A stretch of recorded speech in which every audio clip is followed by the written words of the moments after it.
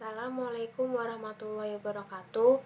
Perkenalkan, nama saya Nurul Fauziah, NIM 230119191200004, kelas Ilmu Pemuliaan Ternak D, dengan asisten yaitu Kak Widya Yanuarista. Di sini saya akan menjelaskan laporan praktikum yang sudah saya buat dengan acara heritabilitas, korelasi genetik, dan repeatabilitas.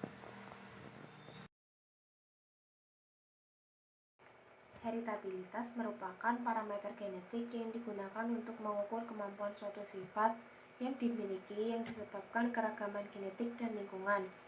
Semakin tinggi nilai heritabilitas suatu sifat, maka semakin tinggi peningkatan sifat yang diperoleh pada saat seleksi. Pendugaan heritabilitas yaitu dengan tujuan untuk memperbaiki mutu genetik yang dihasilkan selanjutnya dari bobot lahir dan bobot sapi. Setelah dilakukannya perhitungan heritabilitas, bobot lahir merupakan bobot hasil penimbangan di saat pedet dilahirkan. Bobot lahir yang tinggi dapat mempengaruhi bobot sapi dan pertumbuhan yang tinggi. Bobot sapi merupakan bobot anak sapi atau pedet saat dimulai dipisahkan dari induknya atau dilakukan penyapihan. Korelasi genetik merupakan hubungan antara suatu sifat atau dengan sifat yang lainnya yang disebabkan adanya gen yang mempengaruhi lebih dari satu sifat atau pleiotrofi. Proses pemulihan ternak sapi potong memerlukan korelasi genetik untuk mengetahui apakah data hubungan korelasi genetik antara bobot lahir dan bobot sapi yang nantinya untuk seleksi sapi potong. Repeatabilitas merupakan parameter genetik yang digunakan untuk mengukur ternak dari produksi pertama dan produksi selanjutnya. Repeatabilitas disebabkan oleh keragaman genetik dan keragaman lingkungan yang bersifat permanen. Proses pemulihan sapi potong diperlukan untuk menaksir kemampuan suatu ternak dalam produksi semasa hidup. Selanjutnya yaitu ada tujuan dari praktikum ilmu pemulihan ternak yaitu memahami tentang parameter genetik yaitu heritabilitas, korelasi genetik, dan repeatabilitas, dan dapat mengetahui cara perhitungan parameter pemulihan ternak yaitu heritabilitas, korelasi genetik, dan repeatabilitas, serta untuk mengetahui faktor apa saja yang dapat mempengaruhi parameter genetik. Manfaat dari praktikum ilmu pemulihan ternak yaitu dapat menambah ilmu pengetahuan tentang heritabilitas, korelasi genetik, dan repeatabilitas dalam ilmu pemulihan. Mengetahui cara menghitung parameter genetik, faktor apa saja yang dapat mempengaruhi serta dapat mengetahui kegunaan dari parameter genetik. Saya menggunakan data produksi sapi potong dengan menggunakan pejantan 4 dan betina 5. Dengan data bobot lahir sapi 1, bobot lahir sapi 2, bobot lahir sapi 3, bobot sapi 1, bobot sapi 2, bobot sapi 3. Untuk penghitungan pertama yaitu nilai heritabilitas bobot lahir 1 dengan rekapitulasi data sebagai berikut. Setelah itu didapatkan yaitu Y titik sama dengan 564, Y kuadrat IK sama dengan 15.930,6, N titik sama dengan 20, NI sama dengan 5, S sama dengan 4, K sama dengan NI sama dengan 5. Setelah itu dilakukan perhitungan rumus yaitu mencari faktor koreksi atau FK, yaitu Y titik kuadrat dibagi N titik sama dengan diperoleh 15.904,8.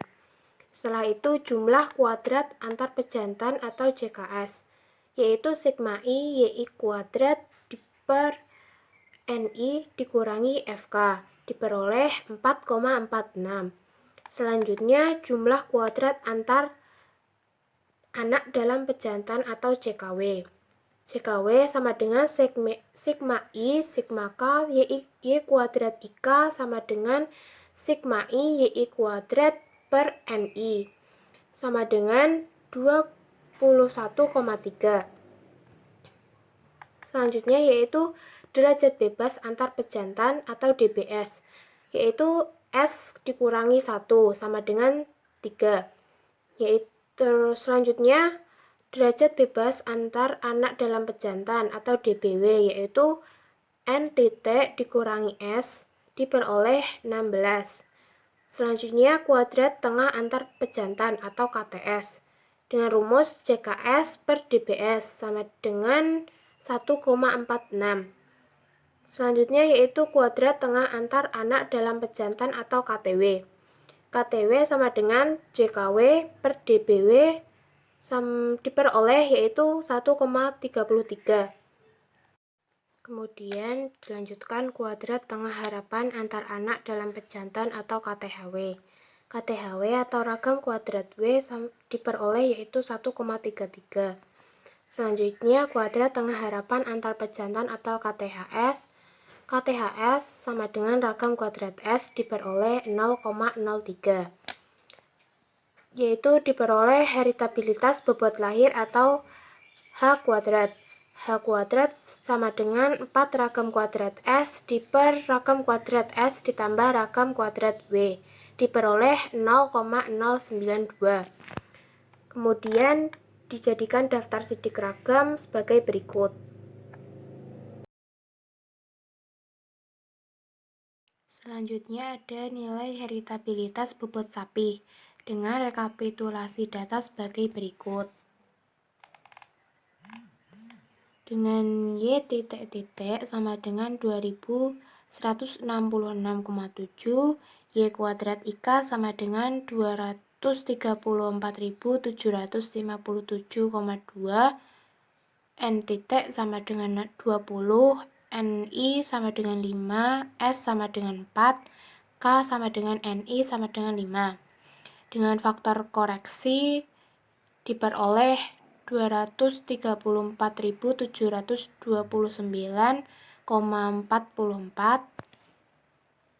Selanjutnya jumlah kuadrat antar pejantan atau JKS diperoleh 6,16. Selanjutnya jumlah kuadrat antar anak dalam pejantan atau JKW diperoleh 21,55. Derajat bebas antar pejantan diperoleh 3. Derajat bebas antar anak dalam pejantan diperoleh 16. Selanjutnya kuadrat tengah antar pejantan diperoleh 2,05. Kuadrat tengah antar anak dalam pejantan atau KTW diperoleh 1,35. Selanjutnya kuadrat tengah harapan antar anak dalam pejantan atau KTHW atau ragam kuadrat W diperoleh 1,35. Sedangkan kuadrat tengah harapan antar pejantan atau KTHS atau ragam kuadrat S diperoleh 0,14. Kemudian diperoleh heritabilitas bobot sapi yaitu 0,38 dengan daftar sidik ragam sebagai berikut. Didapatkan yaitu nilai heritabilitas bobot lahir 1 diperoleh 0,092 atau 9,2%, yang berarti kemampuan ternak untuk menurunkan sifat bobot lahir pada keturunan selanjutnya yaitu 9,2%. Nilai heritabilitas bobot sapi 1 diperoleh 0,38 atau 38%, yang berarti kemampuan ternak untuk menurunkan sifat bobot sapi pada keturunannya selanjutnya yaitu 38%. Rentang nilai heritabilitas yaitu 0 sampai 1 dengan klasifikasi 0 sampai 0,1 rendah, 0,1 sampai 0,3 sedang, dan lebih dari 0,3 yaitu tinggi. Heritabilitas bobot lahir termasuk di klasifikasi rendah dan heritabilitas bobot sapi termasuk di klasifikasi tinggi. Nilai heritabilitas berat sapi yang tinggi diakibatkan pengaruh dari genetik aditif, sedangkan nilai heritabilitas bobot lahir rendah karena dapat dipengaruhi oleh faktor genetik.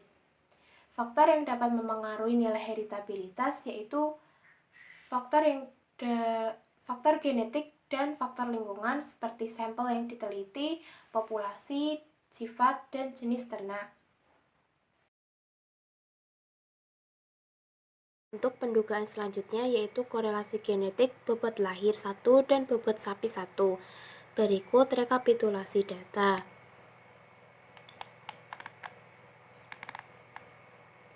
Diperoleh yaitu X titik-titik sama dengan 564, Y titik-titik sama dengan 2166,7, XIK YIK sama dengan 61.118,69, N titik sama dengan 20, S sama dengan 4, NI sama dengan 5, K sama dengan 5. Selanjutnya ada rumus yaitu faktor koreksi atau FK sama dengan X titik-titik dikali Y titik-titik kuadrat per N titik diperoleh 61.100,94. Selanjutnya jumlah hasil kali antar pejantan atau JHKS sama dengan sigma I XI YI per NI kurangi FK diperoleh 4,53. Selanjutnya jumlah hasil kali antar anak dalam pejantan atau JHKW sama dengan sigma I sigma K XIK YIK dikurangi sigma I XI YI per NI diperoleh 13,22. Kemudian derajat bebas antar pejantan atau DBS diperoleh 3. Derajat bebas antar anak dalam pejantan atau DBW sama dengan N titik dikurangi S diperoleh 16. Hasil kali rata-rata antar pejantan atau HKRS sama dengan JHKS per DBS diperoleh 1,51. Selanjutnya, hasil kali rata-rata antar anak dalam pejantan atau HKRW sama dengan JHKW per DBW diperoleh 0,83. Hasil kali rata-rata harapan antar anak dalam pejantan atau KOV sama dengan 0,83. Hasil kali rata-rata harapan antar pejantan atau KOV-S diperoleh 0,14, yaitu dengan rumus HKRS dikurangi HKRW per K. Selanjutnya adalah korelasi genetik atau RG sama dengan 4 KOV-S per KOV-S plus KOV-W diperoleh 0,57 korelasi genetiknya. Sebagai berikut daftar sidik ragamnya. Untuk nilai korelasi genetik diperoleh dari perhitungan antara bobot lahir dan bobot sapi yaitu 0,57. Nilai korelasi 0,57 berarti memiliki hubungan antara bobot lahir dan bobot sapi, karena bobot sapi dipengaruhi oleh bobot lahir dan berkorelasi positif. Rentang korelasi genetik yaitu +1 sampai -1. Nilai korelasi genetik yang mendekati 1 berarti menunjukkan bahwa nilai korelasi memiliki hubungan antar sifat satu dengan sifat yang lainnya. Sedangkan nilai korelasi mendekati -1 berarti menunjukkan bahwa tidak ada hubungan di antara kedua sifat. Nilai korelasi genetik yang bernilai positif dapat digunakan dalam pemilihan seleksi untuk perbaikan genetik. Korelasi genetik yang positif menunjukkan bahwa perubahan suatu sifat akan diikuti perubahan sifat yang lain.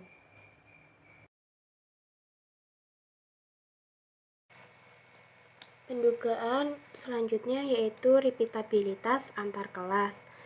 Berikut adalah rekapitulasi datanya. Dengan sigma X kuadrat sama dengan 92.132,59, sigma Y kuadrat 90.911,4. Dengan rumus repeatabilitas antar kelas yaitu R sama dengan XY sigma XY dikurangi sigma X kali sigma Y dibagi N per akar dari sigma X kuadrat dikurangi sigma X kuadrat per N kali sigma Y kuadrat dikurangi sigma Y kuadrat bagi N. Diperoleh hasilnya yaitu 1,71. Pendudukan selanjutnya yaitu repeatabilitas dalam kelas. Rekapitulasi data sebagai berikut dengan diperoleh Y titik-titik sama dengan 1023, Y kuadrat IC 29.105,64, M titik sama dengan 36, MI sama dengan 3. Selanjutnya faktor koreksi atau FK sama dengan Y titik-titik kuadrat dibagi M titik diperoleh 29.070,25. Selanjutnya jumlah kuadrat antar individu atau JKB sama dengan sigma I YI kuadrat YI titik kuadrat dibagi MI dikurangi FK diperoleh yaitu 22,83. Jumlah kuadrat pengukuran dalam individu atau JKW sama dengan sigma I sigma K Y kuadrat IC dikurangi sigma I YI kuadrat dibagi MI diperoleh 12,56. Selanjutnya yaitu derajat bebas antar individu atau DBB. DBB sama dengan N kurangi 1 sama dengan 11. Derajat bebas pengukuran dalam individu atau DBW N dikali MI dikurangi 1 diperoleh yaitu 24. Kuadrat tengah antar individu atau KTB sama dengan JKB per DBB diperoleh 2,08. Kuadrat tengah pengukuran dalam individu KTW sama dengan JKW dibagi DBW diperoleh 0,52. Selanjutnya, kuadrat tengah harapan pengukuran dalam individu atau ragam kuadrat W sama dengan KTHW diperoleh 0,52. Kuadrat tengah harapan antar pejantan atau ragam kuadrat B diperoleh KTP kurangi KTW per MI sama dengan 0,52. Dengan repeatabilitas dalam kelasnya yaitu R sama dengan ragam kuadrat B dibagi ragam kuadrat B ditambah ragam kuadrat W diperoleh yaitu 0,51. Berikut daftar sidik ragamnya. Yang terakhir yaitu hasil perhitungan repeatabilitas diperoleh repeatabilitas antar kelas 1,71 dan repeatabilitas dalam kelas diperoleh 0,51. Nilai yang mendekati 1 berarti menunjukkan bahwa suatu sifat mempunyai peluang besar untuk selalu diulang pada periode selanjutnya. Sedangkan nilai repeatabilitas yang mendekati 0 berarti menunjukkan suatu sifat hardly repeatable. Rentang repeatabilitas adalah 0 sampai 1 dan memiliki 3 kategori yaitu 0,0 sampai 0,2 rendah, 0,2 sampai 0,4 sedang, dan lebih dari 0,4 yaitu tinggi. Apabila suatu individu memiliki nilai repeatabilitas yang tinggi atau sedang, maka keturunan dan produksi untuk masa yang akan datang sama atau lebih tinggi dari sebelumnya.